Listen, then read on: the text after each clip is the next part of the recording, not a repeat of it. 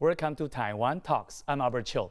After Lai Ching-te's election as President of the Republic of China, Taiwan, what will be the most significant diplomatic challenge he faces, considering Nauru's severing diplomatic relations with Taiwan and establishing ties with China? How should the upcoming government of Lai Ching-te effectively counter the Chinese Communist parties with warrior diplomacy? Joining us today are Charles Wu, National Chengchi University Department of Diplomacy Professor and Chair, and Ye Hao-qin, European and Value Center for Security Policy Taiwan Office Head. A very warm welcome to both on the show. In a statement made in Cairo, Chinese Foreign Minister Wang Yi emphasized Taiwan's regional election is a domestic matter for China. Regardless of the election results, it does not alter the basic truth that there is only one China globally, and Taiwan is part of China. Additionally, the Chinese Ministry of Foreign Affairs issued warnings to other countries advising against support for the Democratic Progressive Party and denounced foreign governments that extended congratulations to Lai Ching-te on his election victory. So the first question goes to Professor Wu, is that following Taiwan's general election, the European Union actually including 27 countries, including UK, Germany, swiftly extended congratulatory messages. However, this gesture were met with a condemnation from the Chinese Ministry of Foreign Affairs. So does this type of tactic yield any significant impact? First of all, Taiwan this time has achieved a very successful elections as usual. However, we know that we have this kind of presidential elections for past decades. No matter what, Beijing always sends this kind of we call warning or signals to the final results of the elections. But why this time Beijing tried to send out a more we call significant warning, especially some diplomatic challenges or economic coercions? First thing is the image of our presidential candidates or the final outcomes. The President Lai Ching-te, he has an image of more pro-independence. Even he tried to kind of cover and try to more comfort the constituents about his pro-independent images. However, the Beijing has still a strong doubt about his cross-strait relations policies, also his diplomatic strategies. So we can see from the two ways. First is diplomatic challenges after the election results. One of our diplomatic allies, Nauru, switched the diplomatic recognitions from Taiwan to PRC. And I think this creates a very important signals for us is Beijing will maintain this kind of diplomatic coercions or challenges toward Lai Ching-te's government, administrations for the next few years. So we don't have rooms to waiting for this kind of slowdown. And the second thing is from the economic coercions.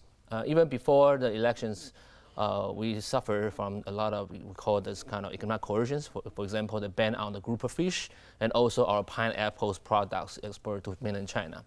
However, there's some more signs about, for example, they ban the PC products, and also the Beijing announced we have this kind of trade barriers under the ACFA's framework.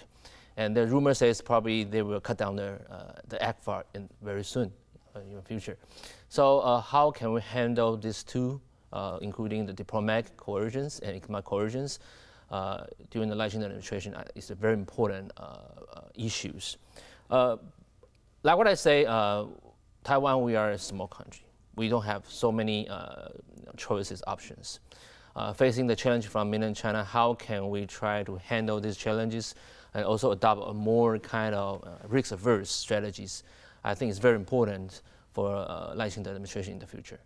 Marcin, whenever there is a new president elected in Taiwan, as you remember in the past, did you remember there were so many national leaders from European countries to express congratulations to him or her in Taiwan? That's the number one question. The second question is that, of course, afterwards, always a protest from CCP.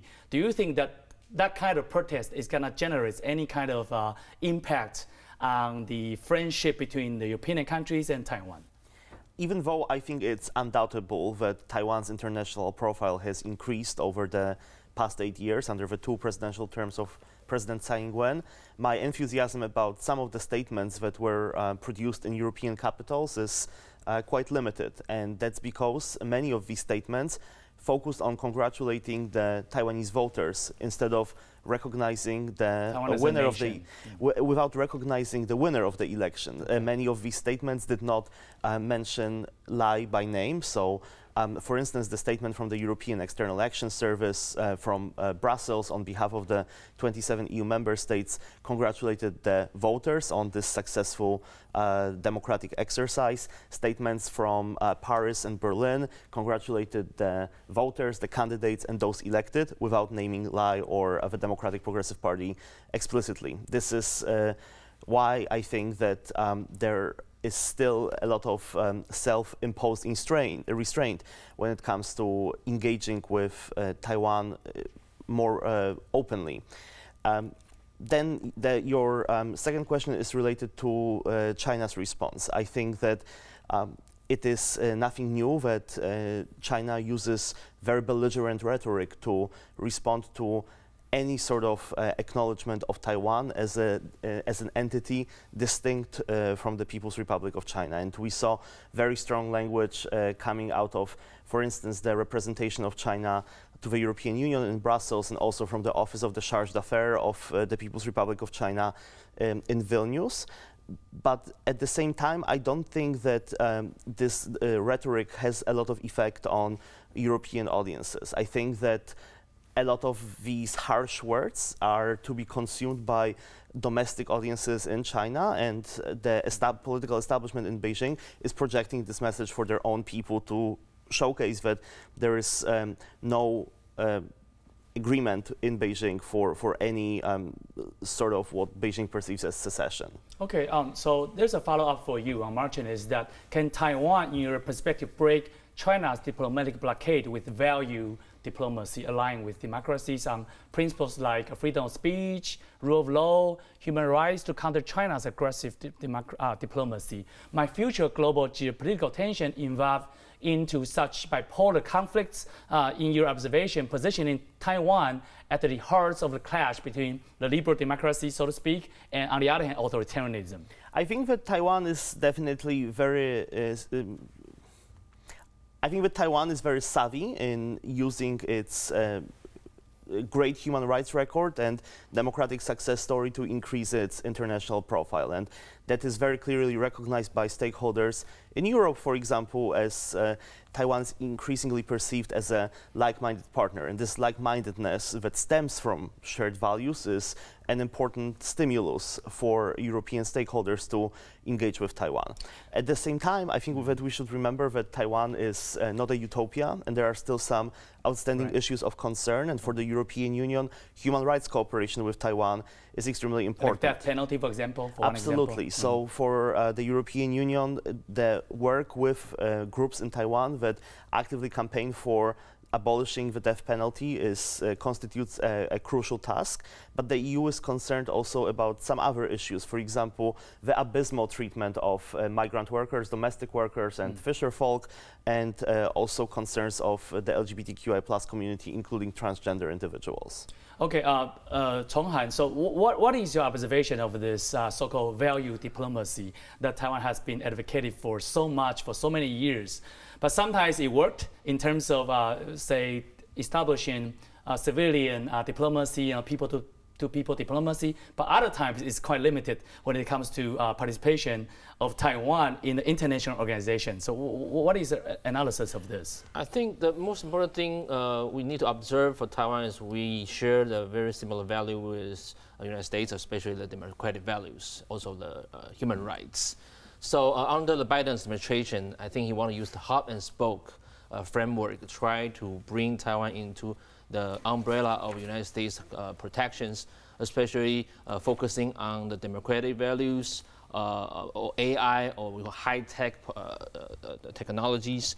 I think this is one of very important and significant strategy we can adopt in the future. Especially, I want to say that when we study international relations, we call even it's anarchic order of international relations, but there's still hierarchical institutions. And what we call hierarchical institutions is, under we call the hegemonic liberties, or hegemonic stabilities, we still can share some of this kind of influences with the United States. The United States is on the top and Taiwan is on the bottom, and this kind of values and also the benefits is from the top to the bottom. Well, however, there are some criticism against President Tsai Ing-wen. Some Taiwanese experts express concern that President Tsai Ing-wen has nearly depleted Taiwan's diplomatic resources, notably by lifting bans on rec-dopamine pork and Fukushima food without achieving a free trade agreement, FTA, as you mentioned earlier, with the United States. This, coupled with Taiwan's alignments with the U.S., has led to the overseas expansion of Taiwan Semiconductor for Manufacturing Company, specifically TSMC. What diplomatic strategies should Lai Ching-te, the next president, adopt with the U.S. and Europe during his tenure? Additionally, also my question is, what should be his primary diplomatic focus after assuming office? Marcin. You're asking about both the US and Europe, and I think that I can handle the latter part of this question. There has been a discussion about expanding trade relations between Taiwan and Europe taking place in Brussels in mid-December 2023. So the European agenda is very much out there, and the roadmap for Taiwan is clear. The European Commission Executive Vice President Valdis Dombrovskis said that while there are little to no trade barriers between Taiwan and Europe, in order to take this relationship to the next level, Taipei needs to demonstrate its willingness to address issues of concern expressed by Brussels, and that includes trade barriers in sectors such as offshore wind production and also exports of processed goods. So Taiwan's strict local content requirements make it difficult for companies in the offshore wind sector to develop their business in Taiwan. Additionally, border quarantines make it difficult to export processed goods such as meat. And as we know, in Taiwan, agricultural sector might not be the biggest part of the economy, but it's very politically influential. Charles alluded to that when he mentioned bans on grouper and pineapples, and it's the same in Europe. Farmers are very politically influential, and the greater opening of the Taiwanese market for European food and agricultural products can yield substantial reputational dividends in those countries. Okay, Charles, do you agree with the assessment I just mentioned that President Tsai has depleted diplomatic resources that she could have used for more bargaining, and gain some interest for Taiwan, but now those resources are out and there's nothing more left for President Lai Ching-te in the future? I think we still have a lot of bargaining chips and also resources. Even, we lift the ban on the pork and also the Fukushima food. We still have very important, we call the U.S.-Taiwan policies. United States want to hold Taiwan with very close relations, especially we're focusing on, for example, like I mentioned, AI technologies, semiconductor products. And those are the next steps we can build out a more closer relations with the United States. I think TSMC is the first step. And how can we strengthen and consolidate this kind of technology cooperation is very important for Lai Ching-te and probably with the next presidents in the United States. Okay, China's wolf warrior diplomacy aims to tighten Taiwan's diplomatic space, but it can't alter the reality that Taiwan is a sovereign, independent state. Officially, the Republic of China, Taiwan's existence is undeniably rooted in its status as a sovereign state. So next question goes to Marcin. Before the election, Lai Ching-te asserted that Taiwan must eventually join the Comprehensive and Progressive Agreements for Trans-Pacific Partnership, so-called CPTPP, to boost its global standing. Is this feasible in your observation? Of course, one of the biggest challenges to Taiwan's potential accession into CPTPP is China's bid to join the bloc as well. However, we should bear in mind that unlike RCEP, CPTPP is closely connected to US perspective on international engagement. It has its roots in the US-backed Trans-Pacific Partnership, developed in part to counter China's growing economic dominance. And we should also recognize that close US allies such as Canada, Japan, and South Korea are part of CPTPP. And I also think that Taiwan has a very powerful instrument as a part of its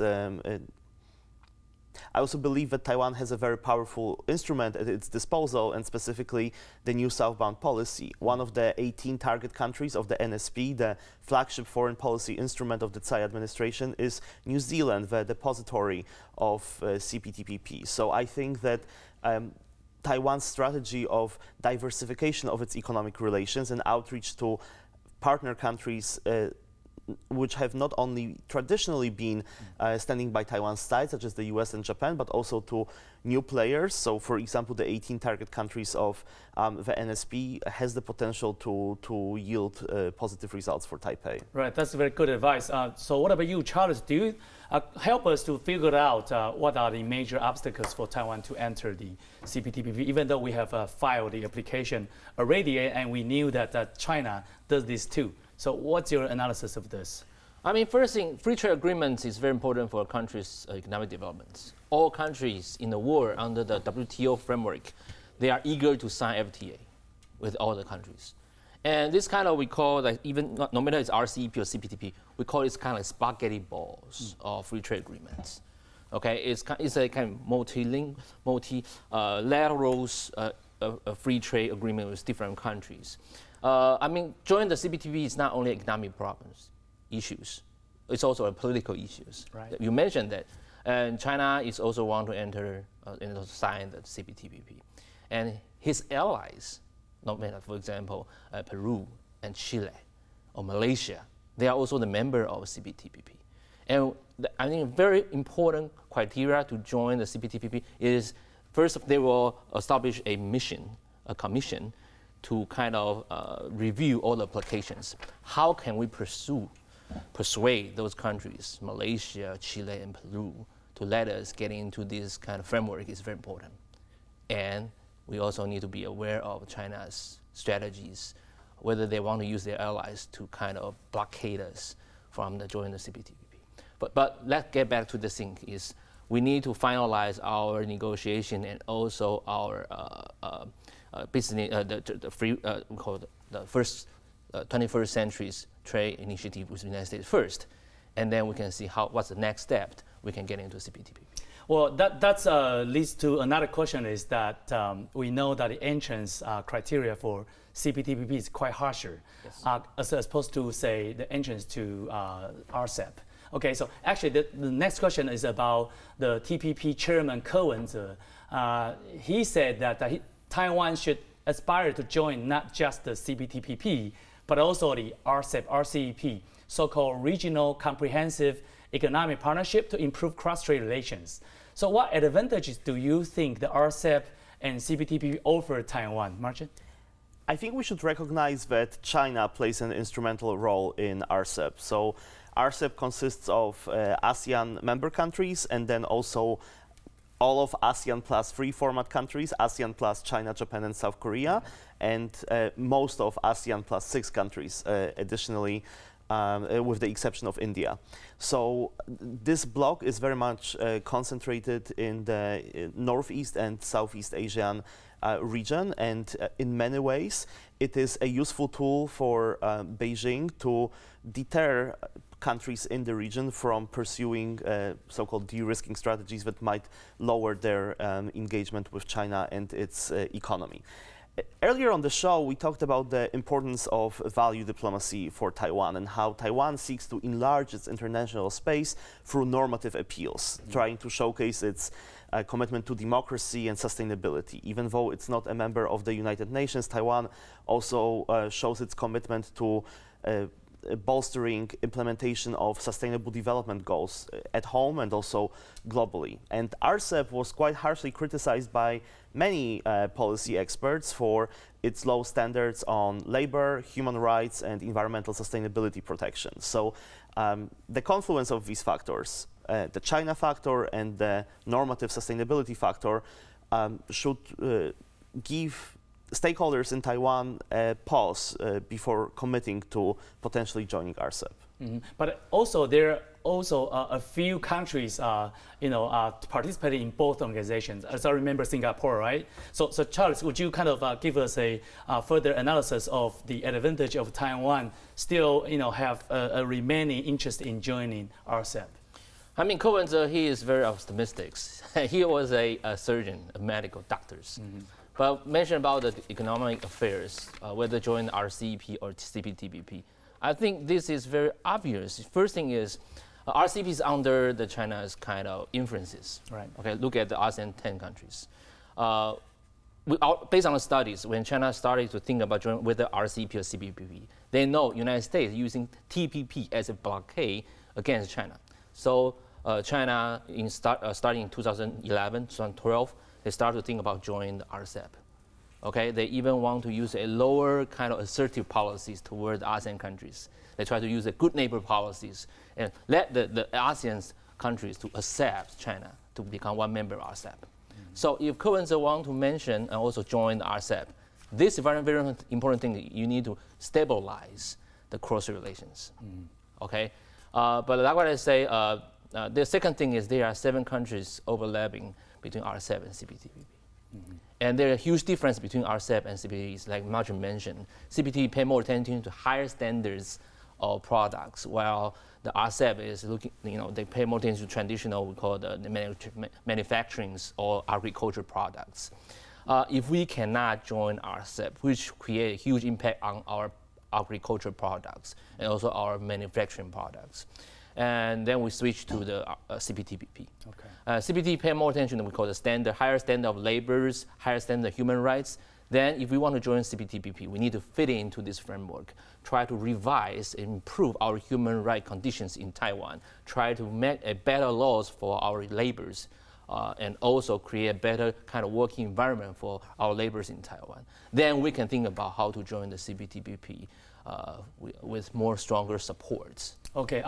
In terms of the Western countries, their trade bond with China, actually currently they're cutting back on trade with China, especially following U.S. government instruction restricting high-tech firms from supplying advanced chips to China. For instance, NVIDIA altered its chips for the Chinese markets, reducing their performance to avoid U.S. government sanction. Should Taiwan continue participating in this anti-China trade coalition or begin engaging with China in business, Marcin?